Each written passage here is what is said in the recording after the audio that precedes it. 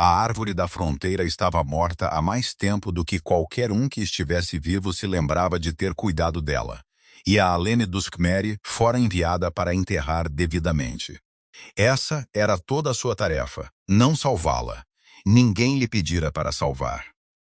O mordomo, Osri Elmor, entregou-lhe o livro de registros com o nome da árvore escrito numa caligrafia de 3 gerações anterior à dele. O sentinela chamavam-lhe os velhos registros, embora ninguém na fortaleza usasse mais esse nome. Tal como ninguém dizia os nomes das coisas em que deixara de acreditar, e disseram-lhe claramente que uma árvore morta, plantada na fronteira do território do rei, era uma vergonha para a matilha, um dente podre numa mandíbula orgulhosa, e que ela devia vê-la cortada e as suas raízes limpas antes da chegada do Conselho de Primavera para julgar a saúde da terra de Ashvain. Já lá estava na fortaleza há 3 anos, tempo suficiente para saber quais os corredores a evitar quando os lobos corriam quentes com a febre da lua. Tempo suficiente para remendar uma bainha invisivelmente e carregar uma bandeja sem ser vista a carregá-la.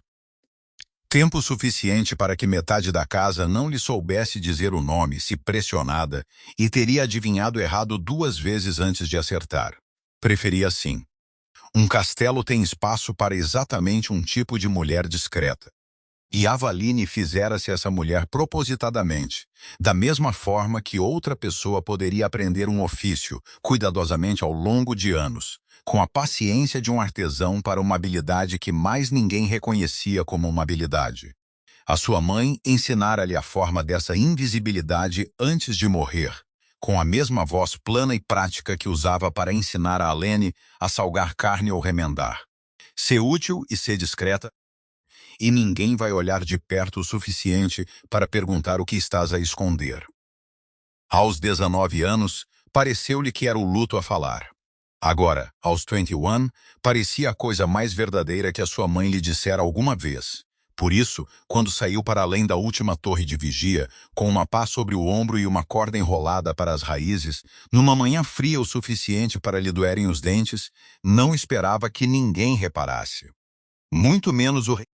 Vira-o talvez 1 dúzia de vezes em 3 anos, sempre à distância, sempre de passagem, um homem grande, calmo e vigilante que se movia pelo seu próprio salão como um soldado que nunca confiara totalmente na arquitetura para o manter seguro.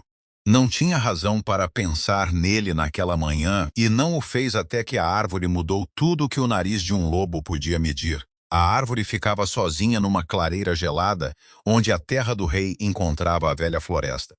Os seus ramos negros nus contra um céu da cor de um hematoma a curar.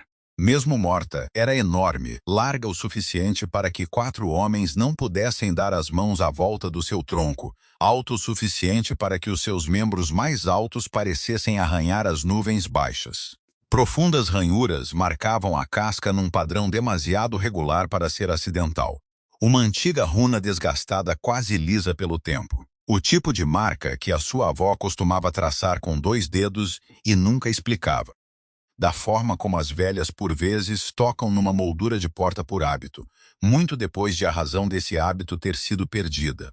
Avaline pousou a pá contra uma raiz e não a pegou de novo durante muito tempo. Crescera a ouvir falar do sentinela da forma como as crianças ouvem falar de qualquer ruína local.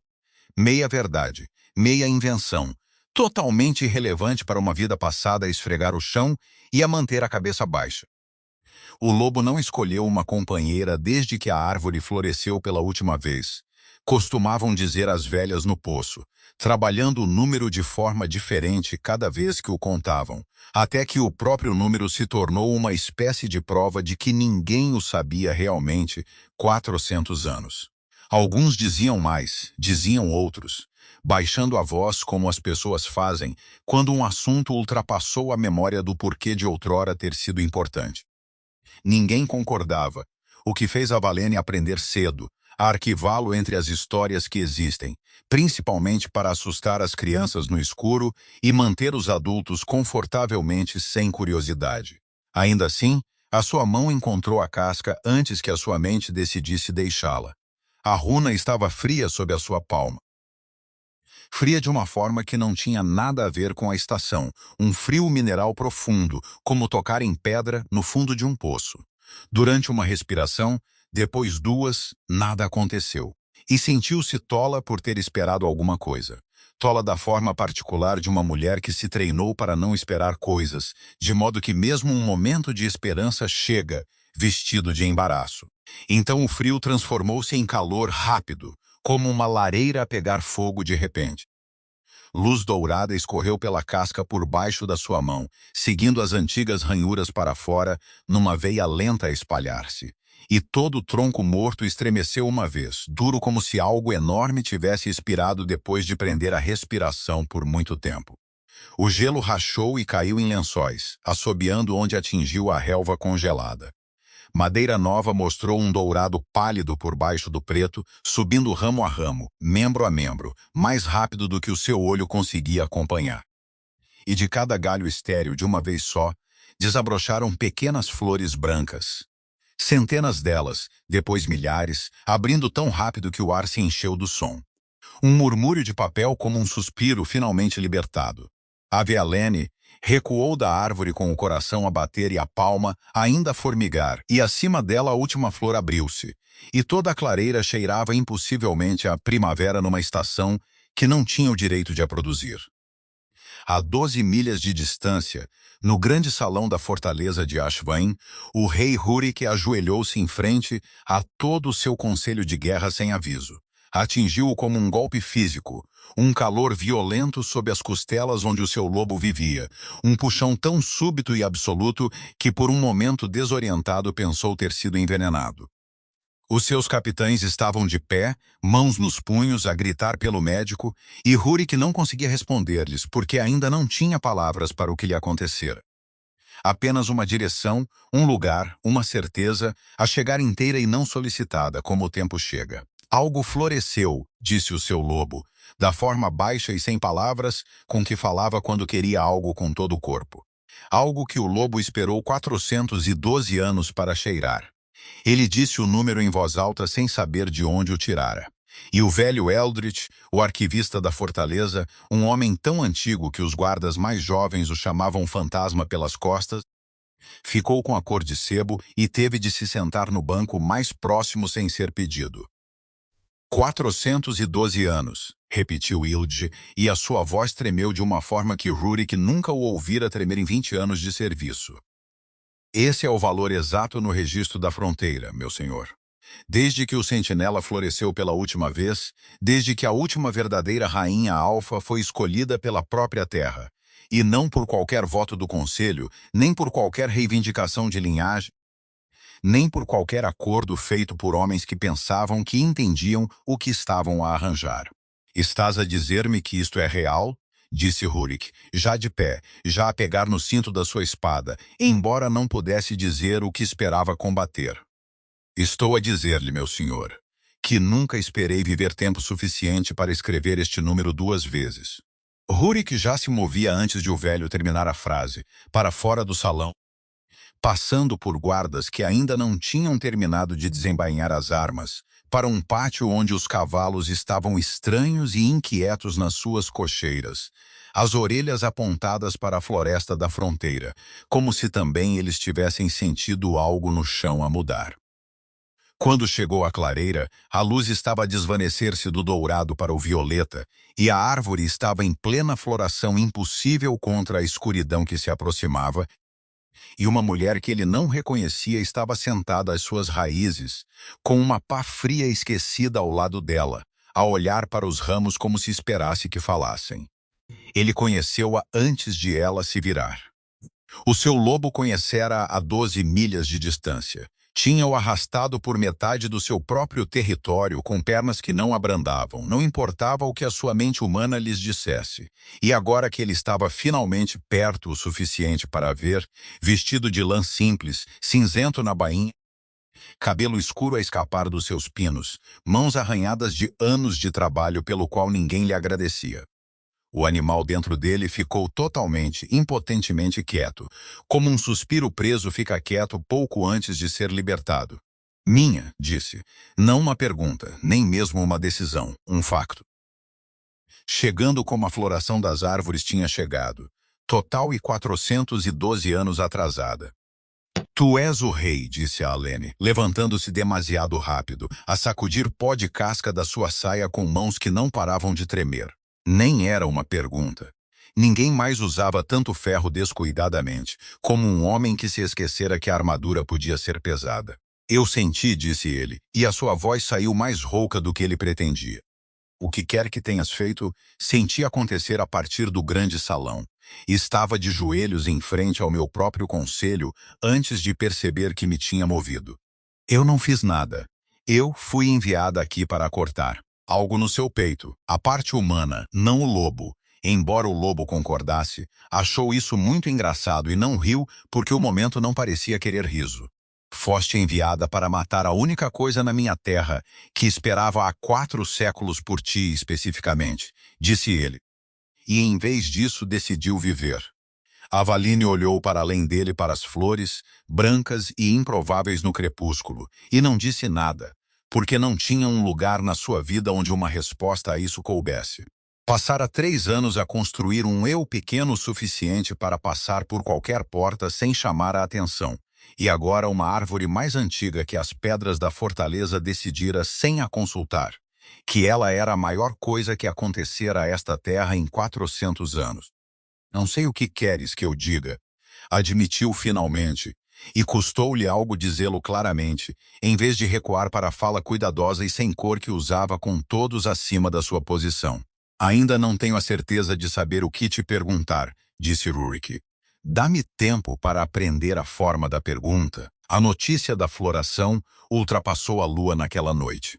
De manhã, tinha chegado a todos os cantos da fortaleza, distorcido uma dúzia de vezes na narração. A fronteira estava curada. A antiga maldição estava quebrada. O rei encontrara finalmente a sua verdadeira companheira, após 4 séculos de declínio lento e tácito da matilha. Servos que tinham passado por Avaline durante 3 anos sem saber o seu nome, agora observavam-na a atravessar o pátio como se observa um cometa com admiração, com suspeita, com a fome particular de pessoas que acabaram de descobrir que o mundo contém mais possibilidades do que tinham orçamentado. Ela odiava isso. Construíra toda a sua vida em torno de não ser observada, e agora não conseguia andar da cozinha para o poço sem que dezenas de olhos a encontrassem, apesando-a a perguntar em voz alta o que uma serva de fronteira tinha que 3 séculos de filhas nobres não tinham. As moças da cozinha, que outrora partilhavam pão com ela sem pensar 2 vezes, agora ficavam em silêncio quando ela entrava, e o silêncio magoava mais de alguma forma do que a crueldade aberta. Osric Velmore perguntava mais alto, e ao contrário das moças da cozinha, ele não se calava. Veio ao seu pequeno quarto perto das cozinhas 2 noites após a floração, sem ser convidado, e sentou-se na sua porta, com a quietude particular de um homem que passou décadas a aprender a parecer inofensivo enquanto calcula. Avaline detestara-o desde a sua primeira semana na fortaleza. Na vaga forma instintiva, odeia-se um chão que range sob nenhum peso visível, mas ela nunca tivera razão para o temer até agora, quando os seus olhos a percorriam, da forma como os olhos de um mercador percorrem um livro de registros que não fecha. Entendes, disse ele, a voz baixa e razoável, a voz de um homem que nunca precisou de a levantar para conseguir o que quer. Que isto não muda nada sobre quem tu és. Nunca pensei que mudasse. Bom, então entenderás por que é que o conselho precisará de provas antes de aceitar uma rapariga da fronteira como algo mais do que uma curiosidade a que o lobo agarrou por acidente. O seu sorriso não chegava perto dos seus olhos. Ficava na sua boca como gelo na vidraça decorativo e frio. Linhagens podem ser forjadas. Árvores podem ser adulteradas por alguém esperto e paciente o suficiente. Raízes podem ser salgadas. Estações podem ser enganadas por mãos que não conhecem nenhuma arte antiga de ervas. Pretendo descobrir qual delas é esta, Duskmere. E eu aconselhar-te-ia a esperar sinceramente que a resposta te lisonjeie. Ele saiu antes que ela pudesse responder, e a Valene sentou-se sozinha no escuro por muito tempo depois, a mão pressionada contra o seu próprio externo, como se pudesse sentir de lá o que quer que o rei tivesse sentido a 12 milhas de distância. Ela não dormiu. Pensou metodicamente como pensava em qualquer ameaça, sobre quanta da cautela da sua mãe se baseara em nada, e quanta se baseara em homens exatamente como Osrich Velmor. Guardou o saco escondido depois disso. Carregava-o desde a infância, costurado na bainha de qualquer vestido que possuía, mudando-se com ela de uma peça de roupa gasta para outra, sem ela nunca decidir completamente guardá-lo.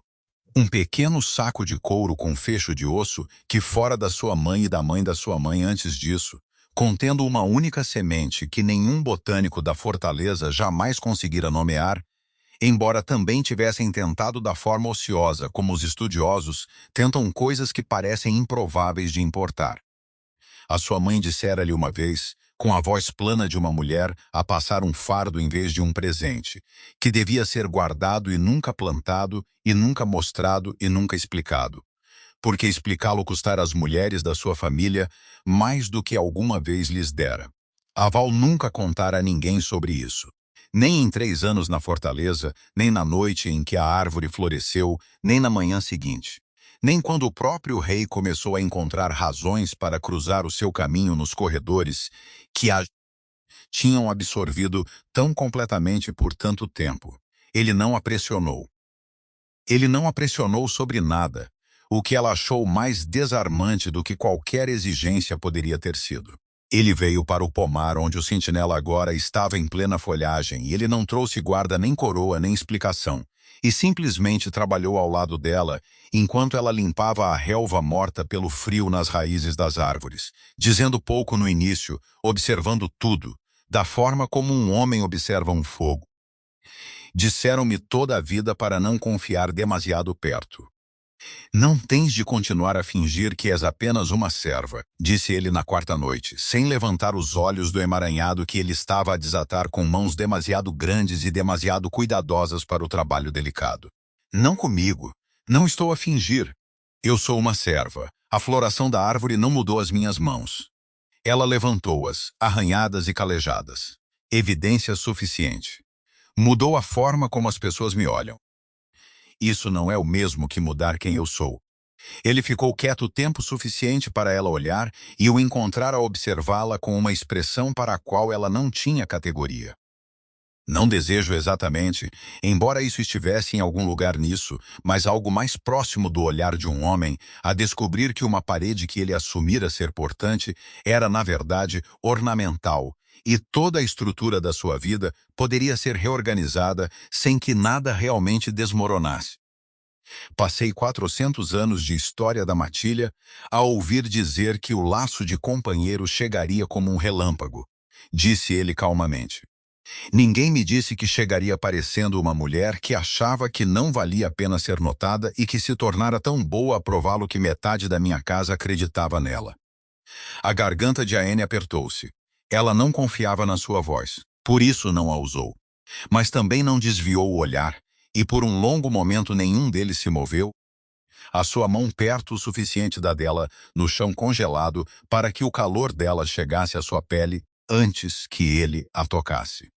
E algo no seu peito que estivera apertado por 3 anos cuidadosos, soltou-se ligeiramente, pela primeira vez que se lembrava desde que a sua mãe morreu.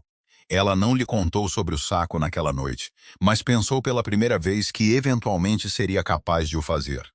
Nos dias que se seguiram, sem nenhum deles o nomear, formou-se uma espécie de ritmo.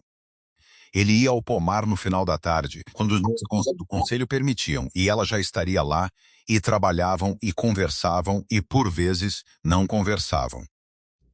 E Avaline descobriu, para seu próprio espanto silencioso, que parara de ensaiar as suas frases antes de as dizer pela primeira vez, desde que era menina. Não parecia exatamente segurança. Parecia o primeiro broto depois de um longo inverno, hesitante e frio nas bordas, e real.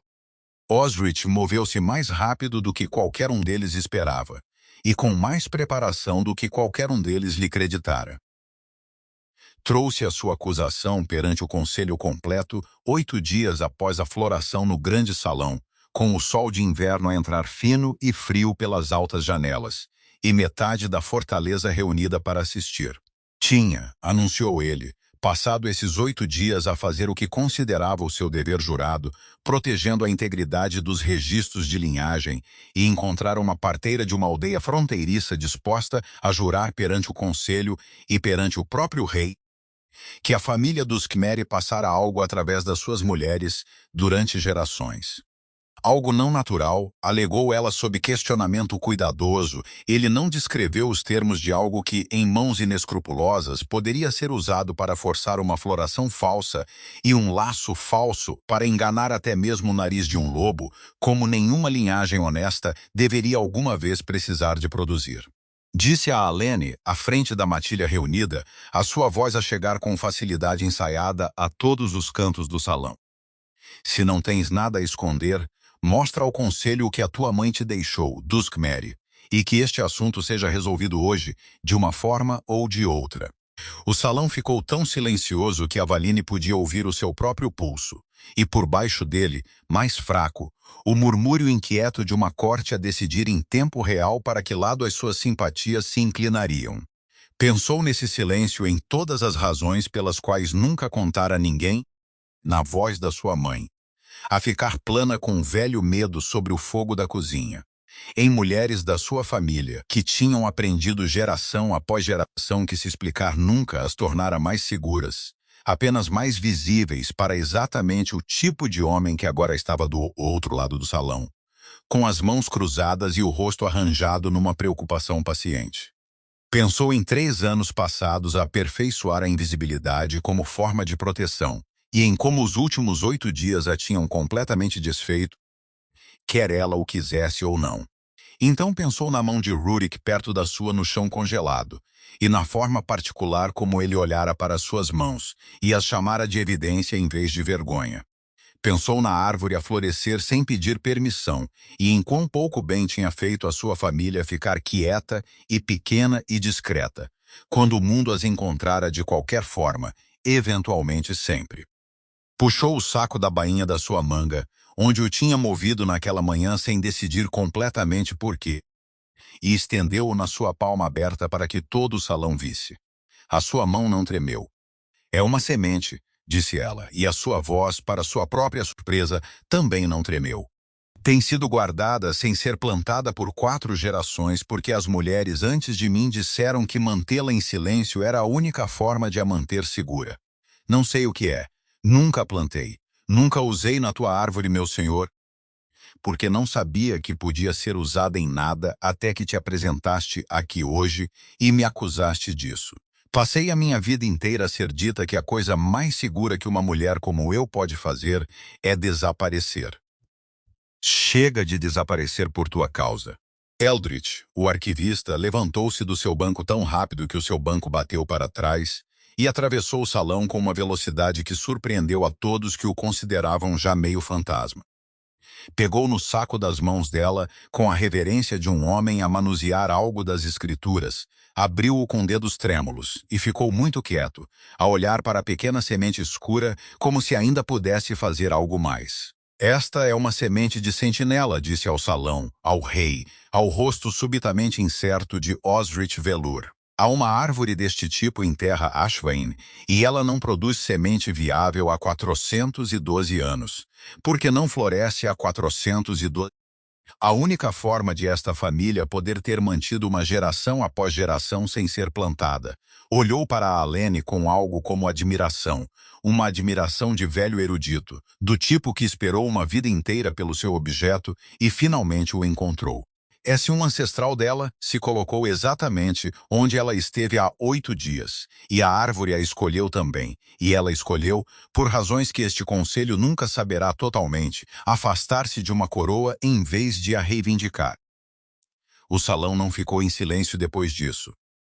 Osric Velmor tentou, no ruído crescente, argumentar que uma semente não provava nada senão antigo roubo, que um ancestral Duskmeri poderia ter roubado a semente gerações atrás de alguma floresta esquecida, que roubo explicava a posse tão facilmente quanto o destino.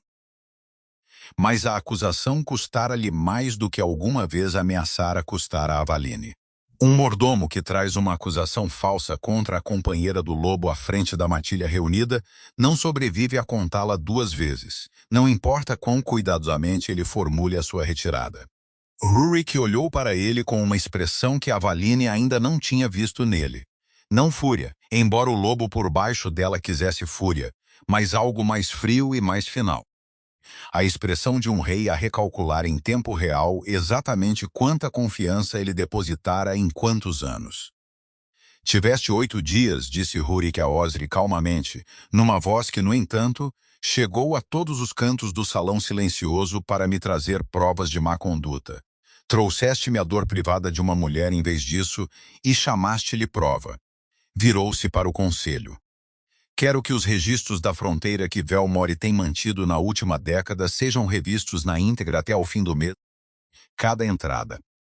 Quando o conselho se dissolveu, a posição de Osri entre os registros da fronteira estava a ser discretamente, completamente reatribuída, e não era Avaline que ficava sozinha no rescaldo do salão, mas Avaline com a mão do rei nas suas costas, firme, e Eldritch já a murmurar planos para um registro adequado da linhagem da semente e a suspeita anterior de metade do salão a azedar, como a suspeita muitas vezes faz quando seu objeto se prova errado, para algo mais próximo da vergonha. A revisão dos livros de registro demorou quase um mês, e o que descobriu foi pior, à sua maneira silenciosa, do que qualquer ato único de crueldade poderia ter sido.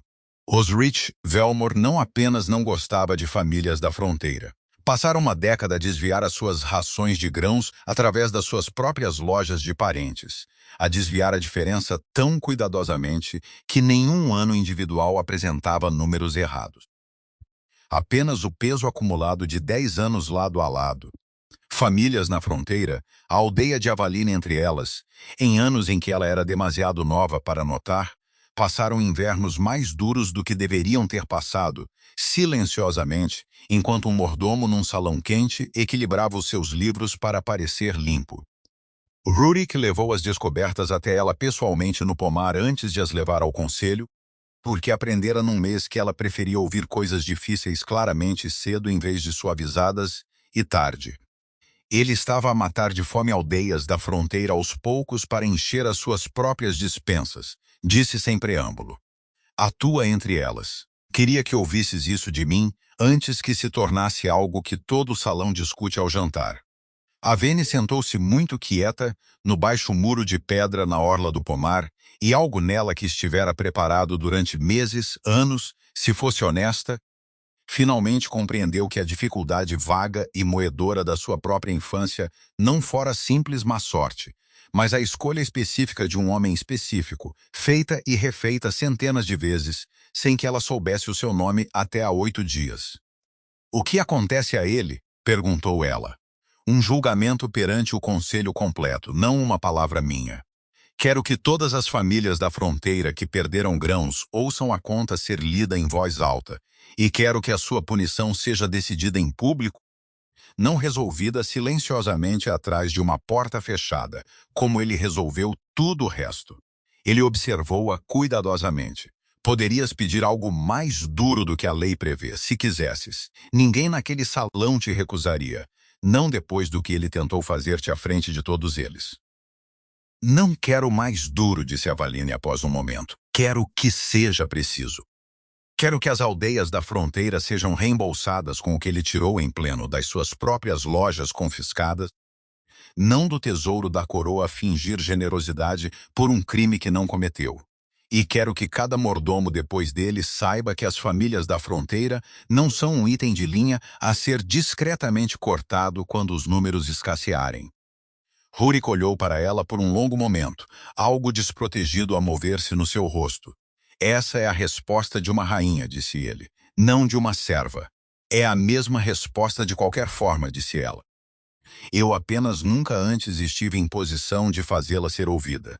Nem todos na fortaleza aceitaram o veredicto do conselho calmamente. Osrich Velmor tinha parentes entre a guarda do palácio, homens que deviam as suas posições ao seu longo mecenato silencioso, e na semana antes da sua sentença, um deles encurralou Avaline na passagem baixa atrás do celeiro, onde as tochas eram escassas, e ninguém tinha razão para passar depois de escurecer. Ele não lhe levantou a mão. A lei tê-lo-ia enforcado imediatamente por isso, fosse ele o companheiro do rei Alfa ou não. Mas ele ficou demasiado perto e falou demasiado baixo, e disse-lhe, na linguagem cuidadosa de um homem que ensaiara a sua ameaça para não deixar provas limpas dela, que sementes podiam ser perdidas tão facilmente quanto encontradas, que rebentos eram coisas frágeis no seu primeiro ano, que uma mulher que já sobrevivera a uma acusação poderia não sobreviver a ser culpada por qualquer infortúnio que pudesse acontecer ao sentinela a seguir.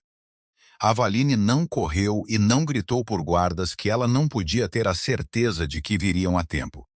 Ela ficou muito quieta, como tinha ficado quieta durante 3 anos, aprendendo exatamente quanta quietude um quarto exigia dela, e disse numa voz que não vacilou que ele era bem-vindo a tentar, e que o último homem que subestimara o que a sua família sobrevivera estava atualmente a aguardar sentença na masmorra do próprio rei por isso. Ele acabou por a deixar lá, insatisfeito e incerto, e Avaline caminhou o resto do caminho até ao seu quarto com o coração a martelar e as mãos perfeitamente firmes. E não contou a ninguém o que acontecera até Rurik encontrar o medo ainda instalado atrás dos seus olhos ao jantar, e não quis deixar o assunto para trás até que ela lhe deu tudo. O que se seguiu não foi espetáculo. Rurik não rasgou a passagem do celeiro à procura do homem, não exigiu uma exposição pública que igualasse a humilhação de Osri. Ele simplesmente mandou identificar o homem pela descrição dentro de 1 hora, interrogá-lo discretamente e removê-lo da guarda do palácio no dia seguinte, a sua influência de mecenas removida das rotas da fortaleza e do ramo antes que pudesse firmar-se em qualquer outro lugar. Quando Alene lhe perguntou mais tarde por que é que ele não fizera um exemplo disso, como o conselho fizera um exemplo de Osri, ele disse-lhe claramente que algumas ameaças mereciam um julgamento público para lhes roubar o poder, e algumas apenas mereciam ser acabadas rápida e sem cerimônia antes que pudessem crescer em algo que uma casa assustada pudesse repetir como lenda. Não vai ser a história que as pessoas contam para se manterem com medo, disse ele. Não no meu reino, não enquanto eu for quem decide o que é lembrado. Foi, pensou Avaline, a primeira vez na sua vida que um homem com poder real sobre ela usara para fazer uma ameaça contra ela menor em vez de maior. E ela descobriu que não sabia bem o que fazer com a estranheza de ser protegida por alguém que nunca a fez sentir como algo que precisava de proteção. O rebento à beira das raízes do sentinela foi mais vigiado depois disso. Não por medo exatamente, mas pela atenção comum e cuidadosa de pessoas que aprenderam da maneira difícil o que custa assumir que algo bom se cuidará sozinho. Cresceu de qualquer forma, firme e discreto, da forma como as coisas crescem quando ninguém tenta fazer uma lição delas. A primavera chegou propriamente à terra de Ashvain depois disso. Da forma comum e discreta, a primavera chega a todo lado. Lama no pátio, cordeiros no pasto baixo, o sentinela a largar pequenas frutas duras que Hildrith catalogava com a devoção de um homem a catalogar milagres. Embora dentro de uma estação as crianças da fortaleza já as estivessem a comer do chão e a queixar-se como as crianças fazem quando não havia o suficiente para todos. Aene continuou a trabalhar. Dissera francamente a Rurik nas semanas após o julgamento que não tinha intenção de se tornar uma mulher que não fazia nada além de ficar ao lado de um trono e ser olhada, que passara demasiados anos a aprender a ser útil para a abandonar agora por uma vida de decoração. E ele dissera-lhe, igualmente francamente, que viera querer uma rapariga da fronteira, especificamente porque ela nunca, em 3 anos na sua fortaleza, esperara ser informada do seu próprio valor por ninguém acima dela. E ele não tencionava começar a exigi-lo dela agora. Nem achava que a matilha prosperaria sob uma rainha que se esquecera do custo de um dia de trabalho honesto. Assim, Na manhã em que os registros da fronteira foram finalmente equilibrados de forma limpa, 6 meses após a floração, foi Avaline quem os levou pessoalmente ao estudo de Illich. O velho saco de osso, agora vazio, a sua única semente há muito dada à terra ao lado da árvore-mãe, onde um fino novo rebento já começara a sua primeira estação cautelosa de crescimento, guardado de volta na bainha de um novo vestido, por hábito mais do que por necessidade, um pequeno ritual privado que ela ainda não encontrara razão para abandonar. Rurik encontrou ali depois, no pomar, na última luz dourada e fraca da tarde, e não disse nada de todo no início. Simplesmente ficou ao lado dela, como tinha estado naquela primeira noite fria às raízes de uma árvore morta, o seu ombro uma linha quente contra o dela, e juntos observaram as novas folhas do sentinela ficarem verde-prateadas num vento que não trazia nada mais urgente do que o negócio comum e estabelecido de uma fronteira finalmente inteiramente em paz. Algures atrás deles, fraco e familiar agora, veio o som das moças da cozinha a chamar umas às outras pelo pátio. As mesmas moças que outrora ficavam em silêncio quando Avaline passava, agora simplesmente chamando o seu nome entre os outros, sem cerimônia, como se chama alguém que se tornou, sem que ninguém note o dia em que aconteceu. Comum outra vez, no melhor sentido da palavra. 412 anos, disse Rurik eventualmente, quase para si mesmo. É apenas uma árvore agora, disse a Anne. Não tem de significar nada mais, só tem de florescer. Ele olhou para ela da forma como olhara naquela primeira noite, como um homem a descobrir que a coisa que lhe tinham dito para temer toda a vida estivera simplesmente à espera pacientemente de ser permitida a viver. Ilrich encontrou-os ali enquanto a luz ficava completamente violeta, agarrando uma nova página do registro da fronteira com a urgência particular de um velho homem que decidiu que uma coisa deve ser escrita antes que ele esqueça as palavras exatas que quer usar para ela. Ele não os interrompeu tanto quanto os orbitou por um momento, resmungando sobre tempos verbais, antes que Avaline finalmente risse uma risada real, desprotegida, do tipo que ela não se permitira em anos, e perguntou-lhe o que ele estava a tentar dizer. Só que o registro sempre descreveu a floração das aves como um fim, disse o velho arquivista. A última rainha alfa, a última vez, a floração final antes de 4 séculos de silêncio. Acho que já não sei como escrever assim. Nunca foi um fim. Foi apenas sempre à espera que o seu começo chegasse. Olhou entre eles, satisfeito à maneira de um homem que finalmente resolveu um problema que o ocupara durante décadas. Terei de reescrever a entrada inteira. Leva o teu tempo, disse Rurik. Não vai a lado nenhum.